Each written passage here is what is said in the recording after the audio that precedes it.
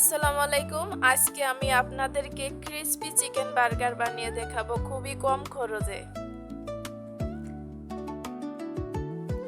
শুরুতেই আমি মুরগির বুকের হাড় ছাড়া মাংস নিয়েছি। এটা আমি পাতলা করে কেটে নিয়েছি। এর ভিতরে আদা রসুন বাটা 1 চামচ দেব, তারপর লবণ স্বাদ মতো, মরিচের গুঁড়া 1 চামচ, গরম মশলার গুঁড়া 1/2 চামচ, লেবুর রস 1 চামচ,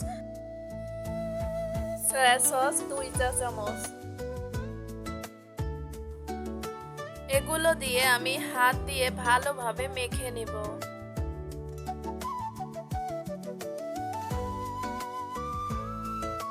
আমার মাখানো হয়ে গেছে, আমি এখন প্লেট দিয়ে ঢেকে রাখবো। আমি এখন একটি বোলে 2 কাপ ময়দা নিয়েছি। এর ভিতরে লবণ স্বাদ মতো, মরিচের গুঁড়া অল্প পরিমাণে আর একটু গরম মশলার গুঁড়া, এগুলো দিয়ে আমি মিক্স করে নেব। এখন আমি ম্যারিনেট করা মাংস ময়দার মিশ্রণে দিয়ে কোট করে নেব।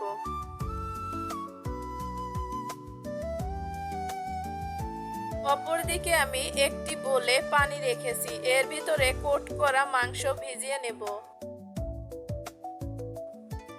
আবারও আমি ময়দার মিশ্রণে মাংস দিয়ে ভালোভাবে চেপে চেপে কোট করে নেব। দর্শক, আমার মাংসটা কোট করা হয়ে গেছে। এখন আমি মাংসটা ঝেড়ে নেব যেন শুকনো ময়দাটা বের হয়ে যায়। অপরদিকে আমি একটি কড়াইতে আগের থেকে তেল গরম বসিয়েছি। এখন আমি মাংসটা দিয়ে দেব।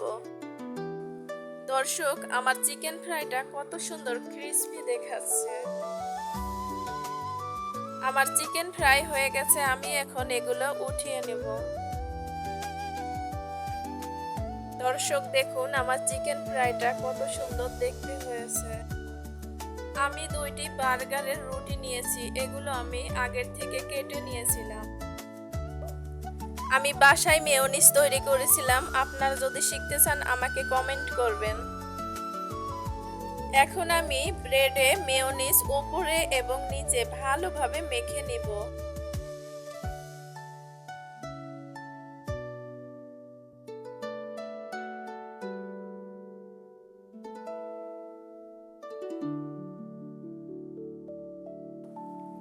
আমি বার্গারে প্রাণ টমেটো সস ব্যবহার করব।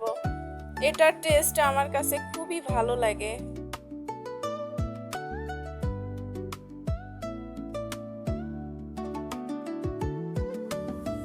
আমার ব্রেডে সস মাখানো শেষ। এখন আমি চিকেন ফ্রাইগুলো ব্রেডের উপর দিয়ে দেব। এখন আমি এর উপরে একটু টমেটো সস দিয়ে দেব। এর উপরে একটু মেয়োনিজও দিয়ে দেব।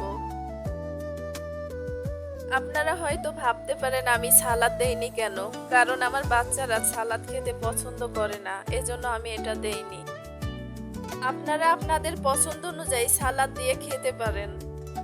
আশা করি আজকের ভিডিও আপনাদের কাছে ভালো লেগেছে। ভালো লেগে থাকলে লাইক সাবস্ক্রাইব করে আমার পাশে থাকবেন। আজ এ পর্যন্ত, আল্লাহ হাফেজ।